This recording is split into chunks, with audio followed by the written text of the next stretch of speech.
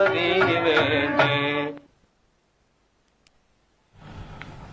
आवाज़ हो मास्टर चंद्र जो ऐं हाणे जेको कलाम ॿुधंदासीं उन लाइ आवाज़ आहे ग़ुलाम कयूं विस्तरे जो ऐं शाइरी आहे शाह साहिब जी। इहो ॿुधाईंदा हलूं त ग़ुलाम कयूं विस्तरो जेको सो हिकिड़ो सुठो शाइर थी गुज़रियो आहे, सुठो फ़नकार थी गुज़रियो आहे। पाण शहर मचुर ज़िले नौशहर फिरोज़ में 1927 में पैदा थिया ऐं ग़ुलाम कयूं विस्तरो जेको सो सिंध जे मशहूरु गवे मौलाई ग़ुलाम कादिर विस्तरे जो शागिर्दु हो ऐं ग़ुलाम कयूं विस्तरे जी जेका शाइरी हुई सो तक़रीबन अनवर हुसैन विस्तरे ऐं संदसि पुट रज़ा हुसैन विस्तरे रेडियो पाकिस्तान ते ॻाई आहे। संदसि शाइरी में तख़लुस हो मशकूर ऐं हिन तमामु घणा कलाम जेके से ॻाया। पाण 11 जुलाई 2021 ते असां खां हमेशह लाइ विछड़ियो। अचो त संदसि आवाज़ में ही कलाम ॿुधूं।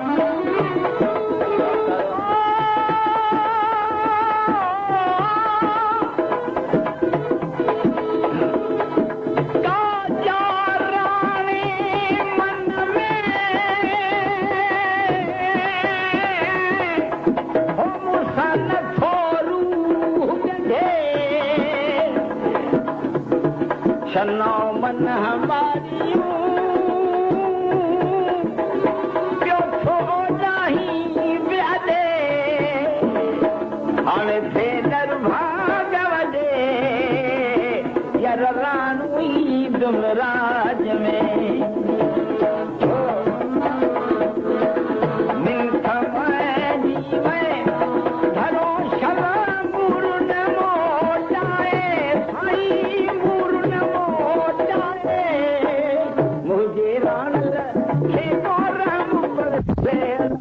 थोरे